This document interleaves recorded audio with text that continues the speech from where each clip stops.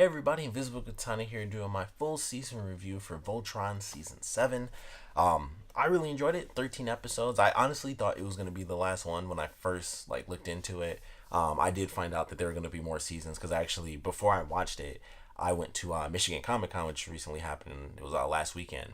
And Jeremy Shadow was there. So a friend of mine, she actually went to the panel, and we were talking about Voltron and stuff. And I was like, "Oh man, I wonder if it's the last season because like the last 3 or 4 seasons have been the mini seasons where it's basically one season split in half, but they counted as two full separate seasons. And then I didn't even realize season 7 was coming out so soon. And when I saw that on Facebook, another friend of mine, she watches it, so whenever it comes out, I can see her post whenever I scroll through Facebook, and I'm like, oh crap, it's out already. And then when I saw that for season 7, I was like, the trailer came out like last week or something. Like it came out during the San Diego Comic Con, and I was like, okay, I probably still got a little while. I was surprised even the trailer came out because I was just like, okay, it'll be coming out in a minute. And then it came out like the next week, and I'm like, why didn't they have a date set already?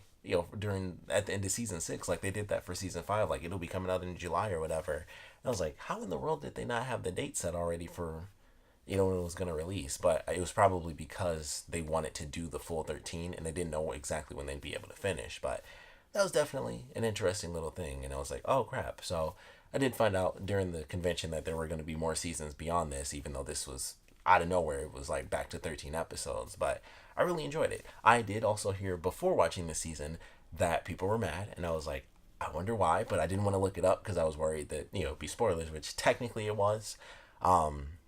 Once I found out, after I watched the season, and it was the fact that it wasn't really the fact that Shiro has a boyfriend. It was the fact that Shiro, or Adam, who is Shiro's boyfriend, it's like he shows up and it's like, oh, and I found out because I did watch an actual video on it, and someone, that person mentioned like the creators did kind of put that as a big deal, and it was like even a part of some of the promotions and stuff.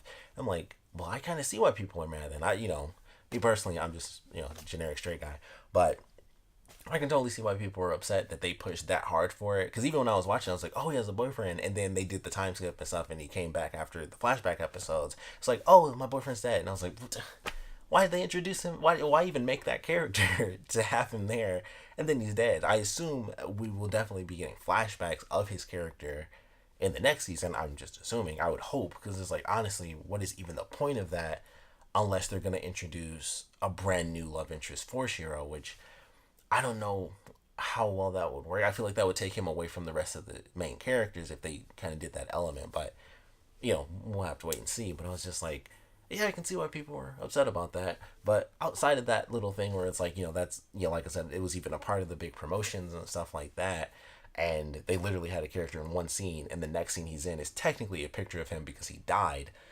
Aside from that, I thought it was a fun season. I really enjoyed it. I liked the way it was handled with the characters going through, they're coming back, kind of regaining themselves, and then we find out, I think it's like 3 episodes in, they've actually been gone for 3 years. Like that little battle at the end of the last season, that was actually like them being in that displacement.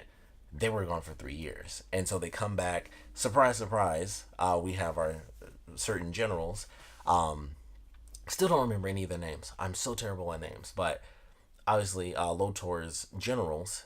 Two of them, like the really buff woman, and then the woman who is basically Voltron, Ty Lee, Avatar. You should probably know that if you watch this.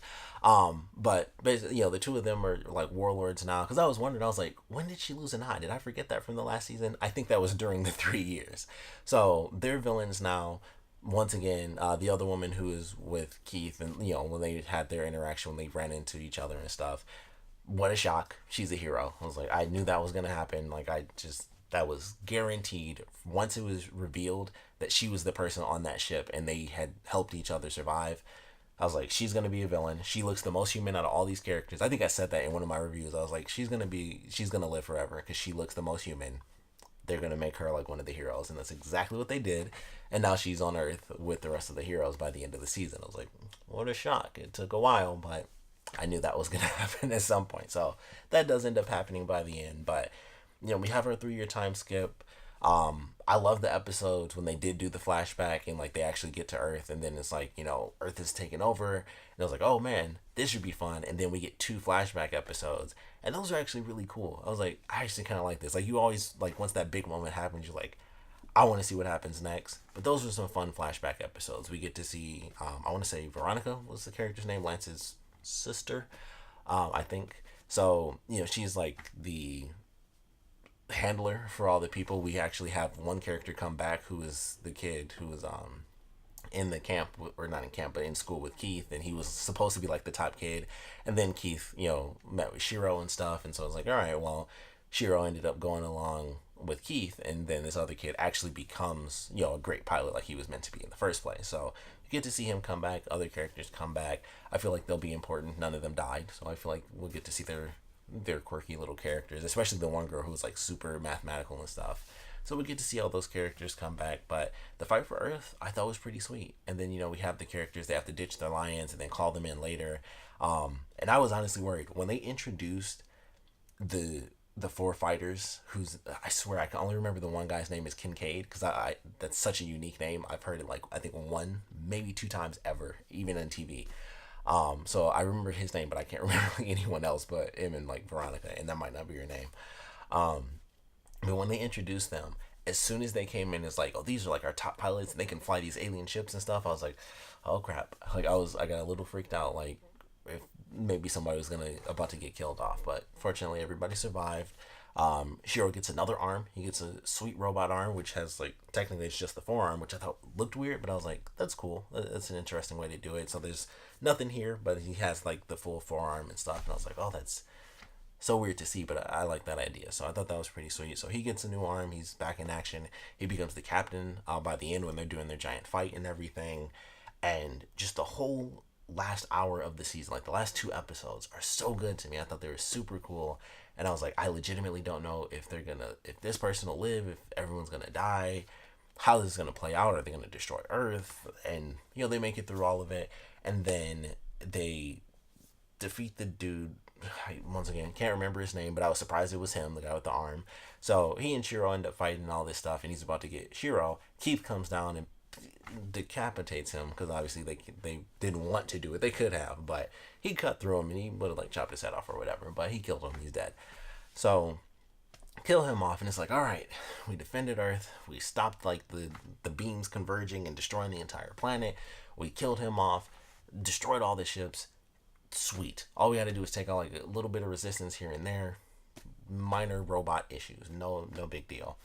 Then this crazy looking like full white and purple Evangelion drops out of the sky, and it's like the sweetest thing in the universe. And I'll be honest, probably a lot of people thought this. I was so sure. I was like, that has to be, somehow it has to be Lotor, and like something happened with the quintessence and the space time and all that stuff, and somehow he was able to control it and change his ship into something brand new, which his ship was already made out of quintessence, so it kind of made sense that he could somehow be trapped in there, and with eternity making him mad, he could actually gain control over it somehow and then make that ship. So I was like, it's got to be him. Like, there's no dialogue. It's just this crazy fast thing that's absorbing quintessence as well. So I was like, there's a lot of things that were kind of pointing to like, this is somehow like super old Lotor from, or well, I guess he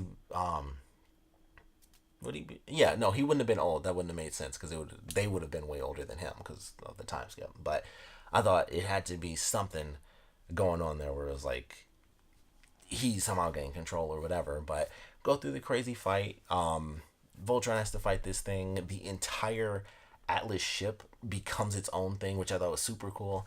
When it transformed, though, it was funny. I didn't realize how big it was until it came back down to Earth, and I was like, oh, I thought it was the same size as Voltron and the other thing. This is colossal. Like it my perception was way off when it first transformed. I was like, oh, that's really sweet. And I was like, I just wasn't paying any attention. Like, that thing was ginormous. But go through the process, they still can't beat it. They're able to at the last second, of course, beat the villain, heroes win. And so they skipped, I want to say it was like a couple of months or something, like maybe it was even a year, because they do say the time. I just forgot how long it was, but it had been quite a bit of time. And so they skipped more time, and they're like, all right, we finally, we couldn't figure out what in the world was the source of this thing for the longest time until now. And then they cracked this thing open, and there's another Altean, and I was like, what the heck does that even mean? So it could be someone that was fully brainwashed, kind of like the one woman that's with them now, whose name once again I cannot remember, but she found out that Lotor was tricking everybody and like killed her brother off to like sap his quintessence and stuff. Maybe this was someone who is really powerful and they brainwashed her, and it was like, oh, we had to do this because they were sick or whatever, and so they brainwashed her and then made her into a villain. But she was also knocked out, because I do remember it was some amount of time, like even if it was like a week or whatever, even if it was 3 days, this character has been like unconscious the entire time since she was defeated. So I was like, all right, this is really interesting, and I kind of can't wait to see what answers they end up making for us for the next season. So definitely looking forward to where we're headed for season 8. Really enjoyed this one. I thought the action was good, especially in the ending. Like, even though I really enjoyed like this whole season, obviously with the way they ended it, where they, not only get back to Earth, but they're defending Earth by the end. Really, really enjoyed that. I like the episode where they were lost in space. I thought that was a really good one, which obviously was like right before they got back to Earth. I thought that was actually a really good episode. Didn't like the Jeopardy Price is Right episode where they met Bob in space and all that stuff, because it was just like, it was actually not as entertaining to me, at least, as the episode from the last season when they did Dungeons and Dragons. It was like, all right, well, this is just a filler episode. That I still enjoyed more than the Bob episode, even though it was still funny. Him calling Lance stupid was probably my favorite part. It was definitely my favorite part. I really love that. So that was really funny, but I was like, I don't like this even as much as the last filler episode. Didn't enjoy it as much, but decent recap for them like going through the characters, because I'm like, oh, this is good for me. I'm just like Lance, so I'm like, I don't remember these people's names. I don't know. Bebo B came back, so that was funny. But yeah, definitely enjoyed the season. I like the way they handled the characters, and some of the stuff that they had to go through, like the freezing of time when they went through and got lost in space. Obviously the season finale, the reveal when they find out that it's actually been 3 years and that things completely fell apart because everyone thought Voltron was officially gone. So villains became warlords, and the armies have taken over. Who knows what Hagar has done, because she didn't show up the whole season, and she's been missing for 3 years now. It wasn't just the couple of seconds they were in there, the little bit of time. 3 years she's been able to do stuff, and she didn't show up at all this season. So I'm looking forward to her coming back as a big bad villain. So I can't wait to see how that plays out. Maybe we'll see Lotor come back. Who knows? That would be pretty sweet. I think it would be sweet. Who knows how they're going to do it. Technically not dead. That's always the easiest thing in the universe. When a character is just trapped in another dimension, you can always pop that bad boy open and just, here he is again. So they can easily do that. We got a couple more seasons to go. But really enjoyed this one. I thought it was fun. I'm looking forward to what they're going to do with this new Altean, what they're going to do with this ship, because now that they can take her out, they can find out the inner workings of it and figure out where it came from, why it attacked them. If she's Altean, just the whole story dynamic behind that is like, what's going on here? Was she brainwashed? Was she from somewhere way out in deep space? She's been lost all this time. Another dimension. Technically, we've had that, so who knows? But there are a lot of possibilities, a lot of questions. So I'm looking forward to some answers going into season 8. But all in all, I definitely enjoyed this one. Of course, I would love to know what you guys thought about it. So please comment below. Let me know your favorite parts about it, least favorite parts about it. And naturally, going into the next season, I would love to know your predictions and what you guys want to see for season 8. Like I said, for me, obviously they have to answer who this woman is, like why there's another Altean popping up, where she came from, where the ship came from. But I want to know what's going on. Like, maybe it was Hagar. Now that I think about it, that could have been her. That could have been the start of what's going on with Hagar, because I would assume maybe at least she would know, or at least within the 3 years, anyone could have found out what Lotor was doing. So Hagar could have found out, like with them being gone for 3 years, she could have found out that he was doing all that stuff with the other Alteans, and then still been able to do something with that, make a clone out of the Altean quintessence, and then basically raise an Altean as a bad guy.